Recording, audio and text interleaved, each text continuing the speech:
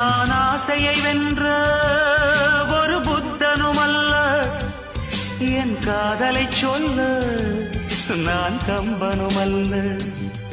உன் காது கடித்தேன் நான் கனவினில் மெல்ல, இன்று கட்டி அணைத்தேன் இது கற்பனை அல்ல. அடிமனம் தவிக்கும் அடிக்கடி துடிக்கும் ஆசையை திறகிவிடு. இருவிழி மயங்கி இதழ்களில் இறங்கி உயிர் வரை பரகிவிடு. முத்தம் வழங்காது ரத்தம் அடங்க